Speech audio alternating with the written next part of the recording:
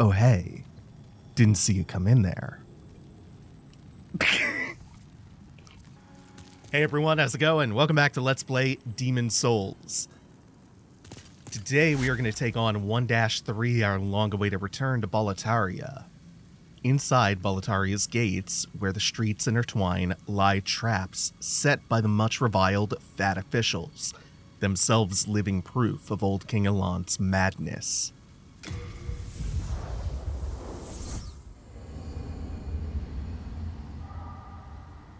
And speaking of the fat officials, things with them are gonna come to a head this episode.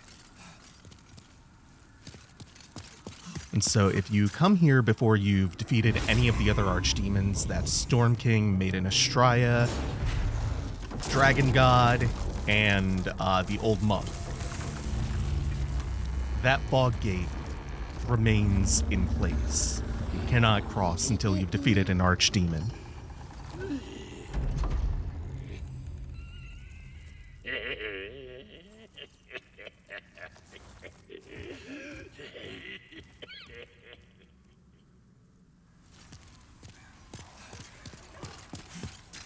Oh, I'm excited. Let's get going. So there's this tower off in the distance that we can't quite visit yet, because if we come down this alleyway, this gate is locked. But by the end of the episode, we're going to be getting in there. Let's try to lure these dogs out one at a time. We don't want them being problems. There's going to be quite a bit going on in this episode, especially towards the end. This is the penultimate level of the playthrough, marking a really big structural difference between this and the other worlds, which were each 2 full levels and 1 additional level that was just a boss fight. Not only is 1-3 its own fully fleshed out level, 1-4 also has some meat on its bones.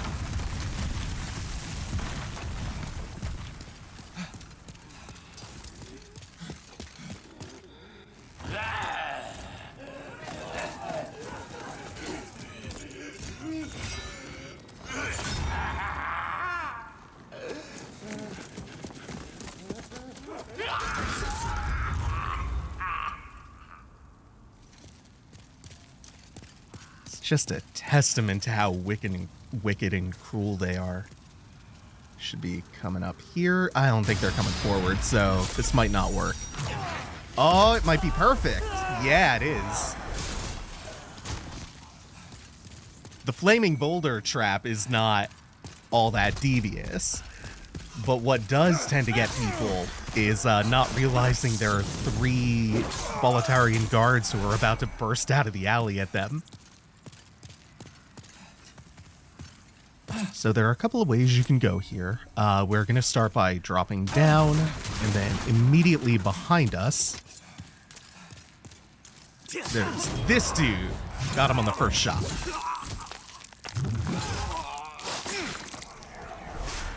These are the Imperial Assassins. We found their set, their armor, above the Fool's Idol boss fight room.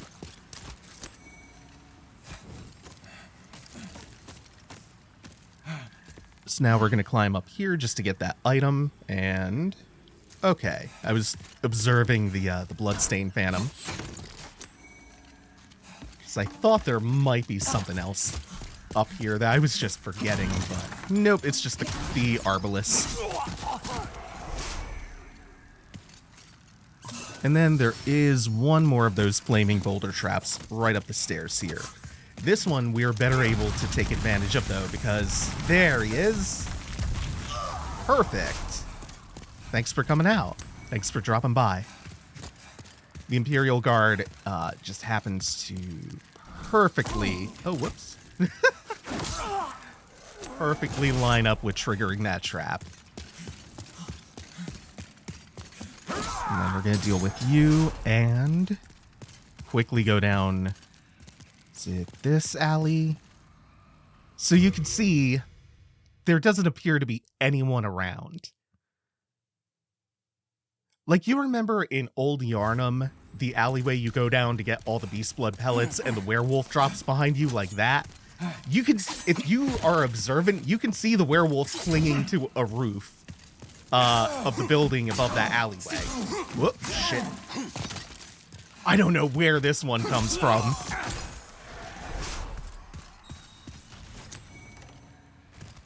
Just kind of monster closets swaying.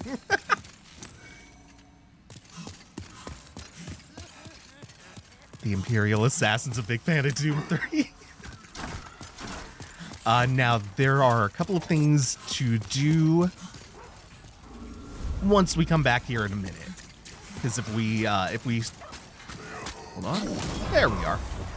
If we start a fight on that platform, we're just gonna get sniped the whole time by the arbalists, of which there are many. Let's see, let's hang a left here. There's gonna be another one of these that falls down. Where are you, you bastard? I wanted to start talking about the development of the game, but is this gonna work? Hell yeah. Ah! Uh-oh. That would have been so handy. Just get so many of them out of the way at once. Maybe this? No. Neither attempt was successful. That's a shame. I see our invading phantom is just wasting a shitload of time down there. That at least gives us time to clear this out to make the fight less complicated, so the longer he wants to putz around, the better. Okay, where actually is he? Ah, shit, there's still a few more.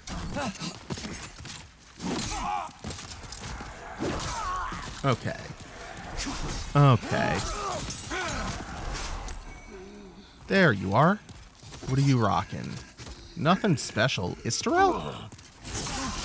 Okay. Well. You are... Whoops. That was right on the edge of that hitbox. I'll take them both on. No. No. Cheeky bastard. To do that right in front of me, the cheek of him. Well, we get this iron ring of keys. That is one set of keys that'll come in handy in a little bit. We need another set, actually, before we're done this level. And we'll be getting that pretty soon. Let's passively regenerate a little bit of HP with the Blessed Hammer and continue on about our day. Another clown darkened our doorstep, another clown vanquished. Great. So today, for one of the last videos in the series, I wanted to look in depth at how Demon Souls came to be. And believe it or not, that means we have to talk about The Elder Scrolls 4 Oblivion, which came out in 2006. And oh, that didn't go as well as I wanted it to. Oh, he's gonna heal, isn't he? He isn't full healed up. So... The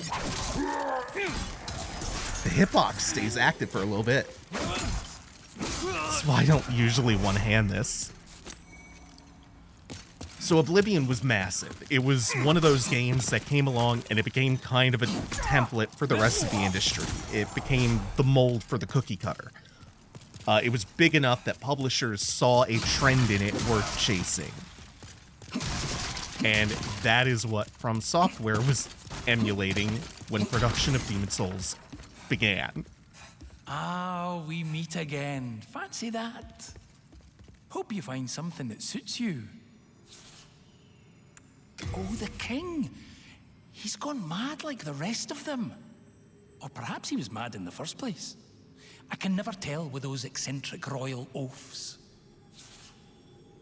It is the end of great Boletaria as we know it. But hell, at least the demons don't send us to our deaths in battle. I thought he would have a little bit of new dialogue. So Shuhei Yoshida... Hard times, eh? I'm sure you'll turn right. things around. Yoshida, who is Sony's former president, called the game at the time unbelievably bad. It was in such dire straits that Sony chose not to bother publishing it overseas. Like, they had that many issues with the development and the production of this game. And they eventually did release it in Japan, but... Oh, we'll get into that, actually. Atlas had to step in once word of mouth looked promising, and they took a shot at it. One of the entire reasons Bloodborne exists is because they saw what happened once Demon's Souls picked up steam, once Dark Souls came out and became the juggernaut it became. And they went, oh fuck, why didn't we get in on the ground floor of this? But I'm getting ahead of myself. So they wanted their own Elder Scrolls Oblivion. The project didn't have its own identity. There wasn't clear direction or leadership. The game ran poorly. It was unbelievably bad. It wasn't fun to play. Oh, another one of these boys. That was pathetic. I told you they were chumps. I said it all the way back when. This is where Hidetaka Miyazaki comes in. Just want to make sure I'm sending the right stuff back real quick. Shouldn't be needing that anymore. Even the shield, eh.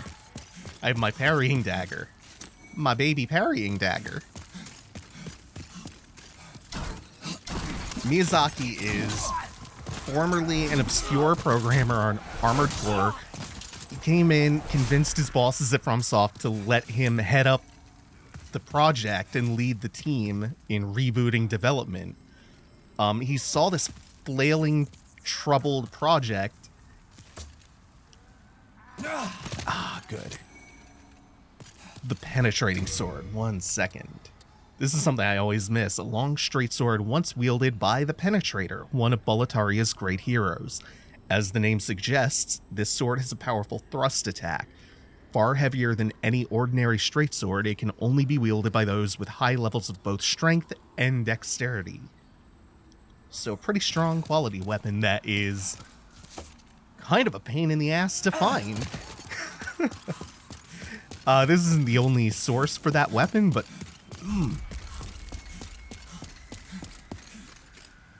it's a really annoying one to locate. So anyway, he comes in, he convinces his bosses to give him a shot and let him head this troubled project up. And since things were already kind of a shit show, he didn't even have the pressure of failure on him. If his ideas didn't work out, that wouldn't change the status quo. The project was already on fire. And not in the good way. And now I really don't want to create the impression that Miyazaki is like the one-man savior here and like he is the sole creator of these games. But he is clearly a very talented developer and he works with an incredible team. And by all accounts, he does appear to be incredibly hands-on with every aspect of development, including writing the lore and item descriptions, designing levels. He has final say on the art and music as director. So I think it's still fair to center a bit more of the discussion around him and his design philosophy. Plus, again, being director of the project and it being a Japanese game, the most visible face for the project for a Western fan like myself, his is going to be one of the more visible faces of the project and one of the people most often interviewed. I don't know, I just felt like putting this disclaimer out there because I talk a ton about Miyazaki. I am a big fan of his work. And I'm about to talk more about him.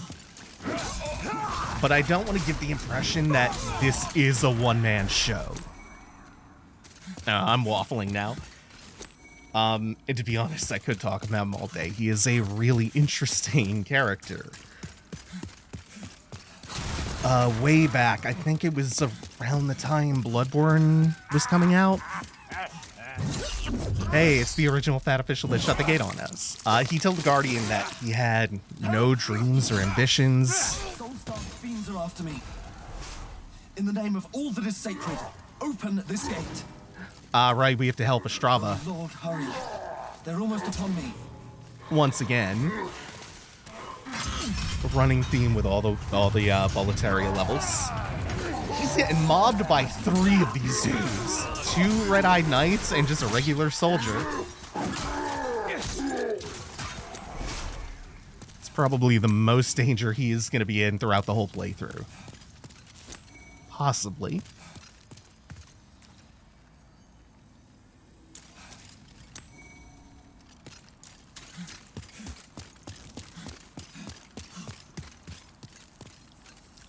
You saved my life. This is the 3rd time.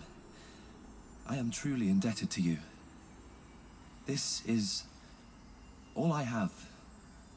But please accept it. Now I must go. My father, the king, awaits me. Oh, that's at least something. My father, the king. He's going the wrong way. Unless he's gonna go the long way through the alley. Oh, that is what he's doing. Whatever. We have the keys we need. We have the last piece of Fat Official's gear that we need. So now it's time to backtrack just a little bit. And I can finish this thought that I was on. Miyazaki grew up, in his own words, tremendously poor, which is why he often ended up with books that were too hard for him. He had to read whatever they could afford or borrow, whatever he could get his hands on. He would just devour. So he grew up and he pursued a social science degree, ended up in an IT job where I think one of his friends introduced him to Ico. And Ico was transformative for him. So with 0 experience, at nearly 30 and with no degree in game design or anything related, he managed to get hired at FromSoft. At a large cut in the pay that he was taking home from his IT job, mind you. And he works there as a coder for a bit, until the Demon Souls situation presents him the chance to shoot his shot.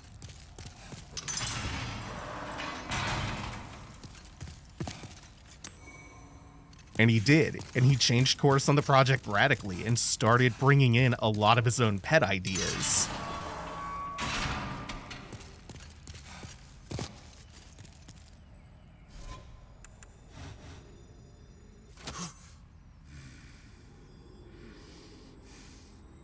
Who goes there?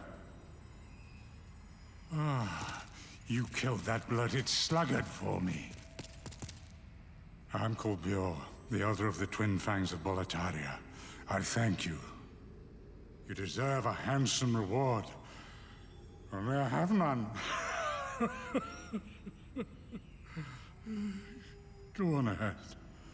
I shall sleep a while.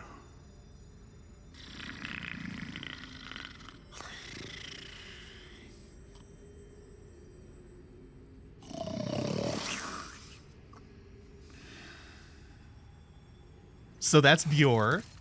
Biorr is one of my favorite characters. Biorr of the Twin Fangs, we've heard his name a few times now alongside the other Twin Fang Valorfax, the ones who ventured outside the kingdom.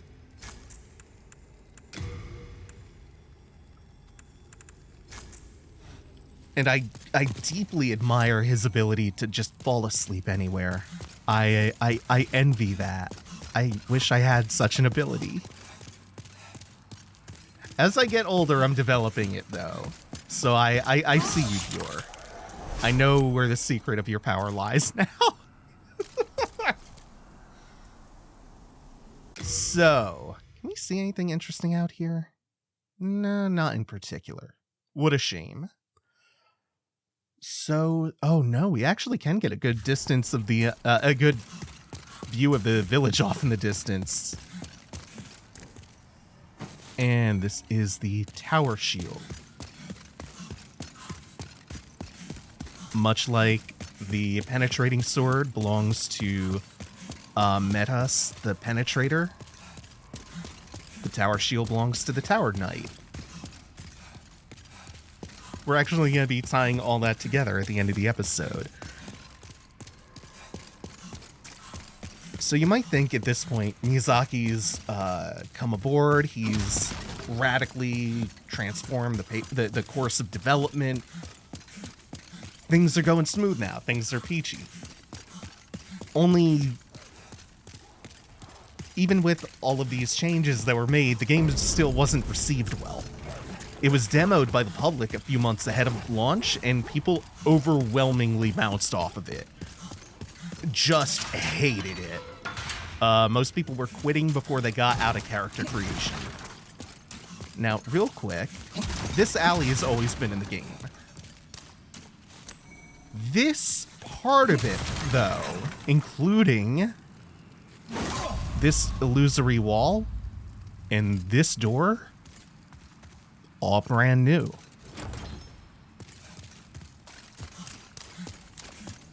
We'll be seeing what's behind there soon enough.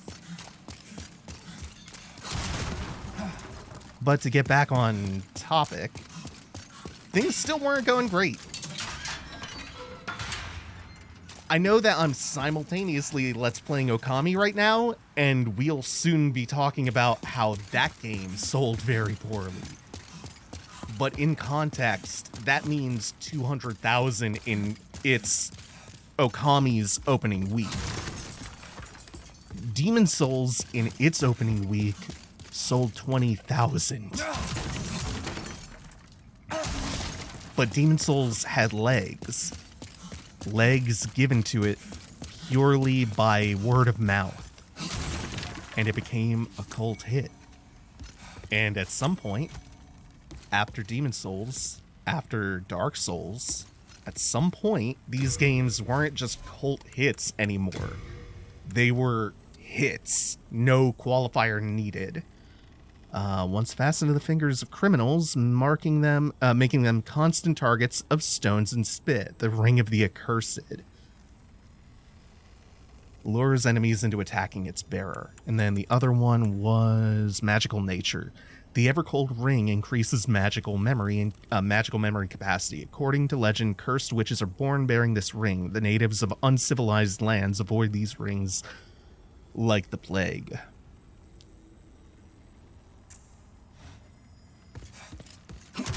The point I was getting at is that, did you know Dark Souls 3 sold 10 million copies?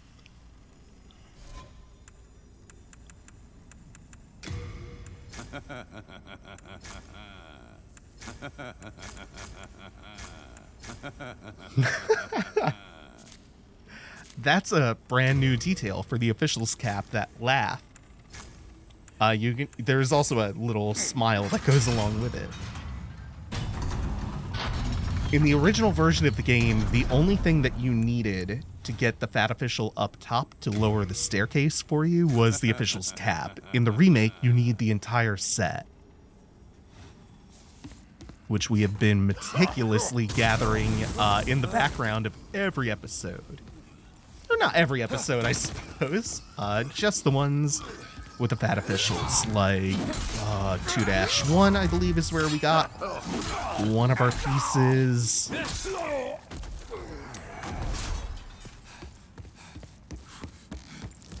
And the reward? A new NPC. What do you want with me? You brutes no mercy. Do as you wish. There are no secrets here. Only a tired, emaciated frame. Oh, she thinks we're one of them. Do as you wish. There are no secrets. And she is clearly being held captive. Heavens, you You came to save me. Thank you. No, I am fine. With a little rest, I can soon walk.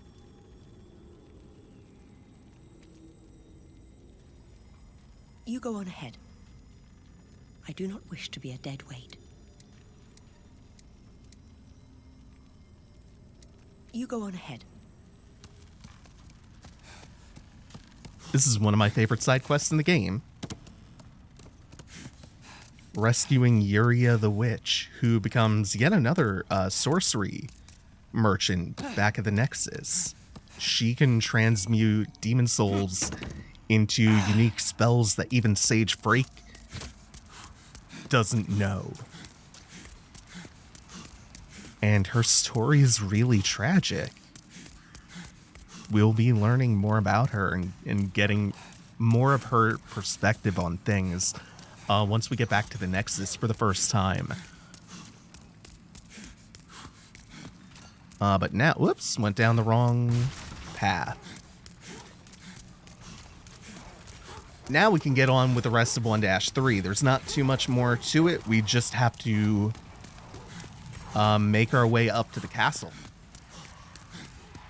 And in the meantime, just to go back to Ico real quick, Ico is the game that opened Hidetaka Miyazaki's eyes to the potential of video games as an art form. And I imagine he is not alone in that, particularly at FromSoft. But like, how many people, how many game designers and game developers can say the exact same thing, that Ico was an eye-opening experience? It's not my favorite game from Fumito Ueda. But I can still see it. I still understand why it was such a special, transformative experience for so many people. And you know, sometimes inspiration is abstract. You take an idea and make a few leaps to arrive at something. Like the one I like to think about a lot is Final Fantasy's ATB gauge being inspired in a roundabout way by American football. But other times, it's very tangible, and you can just feel the Ico in this, can't you? There's the melancholy, the sense of solitude, the sense that you are a very, very small part of something unfathomably large. The relative quietness of it, the focus on mood and self-reflection, and how cryptic it is, how much you have to infer and form conjectures, how much attention is paid to... Oh god, that's the really nasty attack. How about I pay attention to that? Oh my god. I'm never ever patient with these guys either, so it always ends up like this. Just a melee. This is maybe one of my favorite backstab animations. It's so graceful.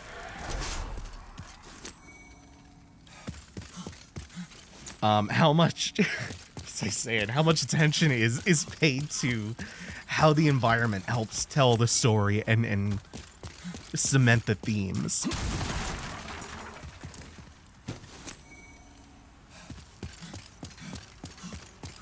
You can just feel it. You can feel it right down in the bones of this game. Whoop! Should not be trading one-handed like that. It's okay. They're chumps. This is not a problem. And that'll be the last problem leading up to the boss.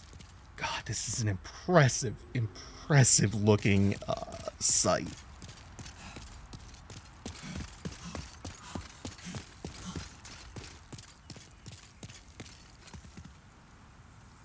Oh, wow.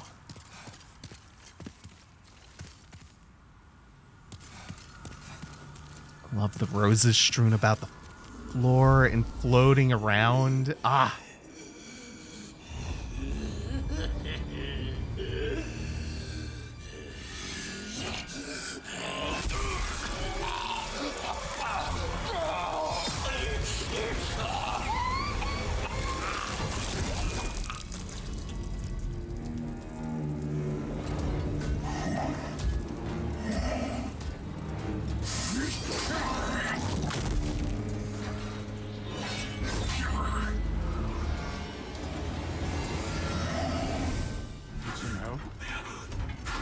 The honor of the good knights. This demonic folly shall be stopped once and for all. So because we rescued Biorr earlier, he's gonna help us out. He's gonna be our Shiranui, our Dark Iron Tarkus, our guiding moonlight. And you can see he's a bit of a heavy hitter. Oh, this is a great image. If I had more time, I would really just... Oh, I would spend so long here just composing a shot. Beautiful.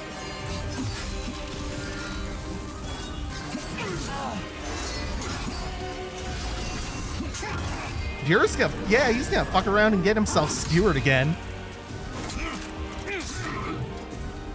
Now, if you were thinking that's a little bit anticlimactic,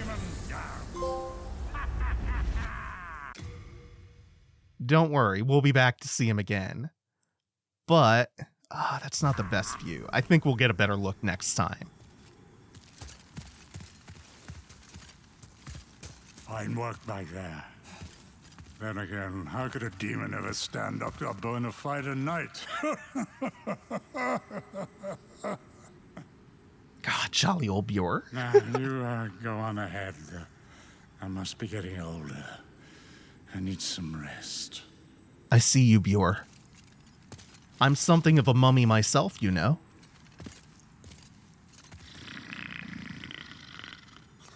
What a life. So, we are going to really quickly go back and give the Penetrator more of an honest, fair 1v1 fight.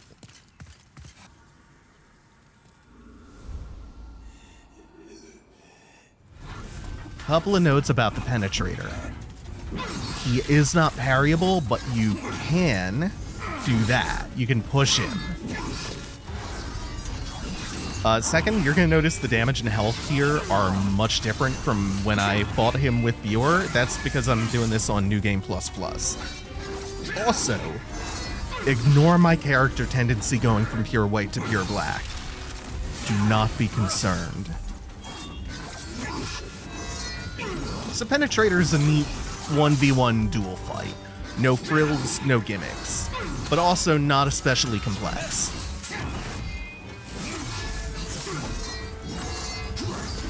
He's got the one grab attack. You've seen him telegraph a few times. You'll notice it's happening when the sword starts to burn. And it's got a slightly dirty hitbox, but it's really not that bad. And he's got pretty much two options for attacking you otherwise. That lunging attack with a long windup and the combo, where he can do either 1, 2, or 3 spinning hits. And that's really about it. Like a lot of the early Souls bosses, if you're circle strafing and rolling through his attacks and against them, you're 90% of the way there. The thing that I want you to pay attention to is going to be the silhouette when he dies. I love how the body of the Fat Official stays smack dab in the middle of the arena. It's a shame it doesn't have the usual Havoc physics. That's right, he does hurt now, so let's be just a little bit careful. I don't want to end up not taking this seriously enough and then have to do this all over again, including that explanation. So check the silhouette out.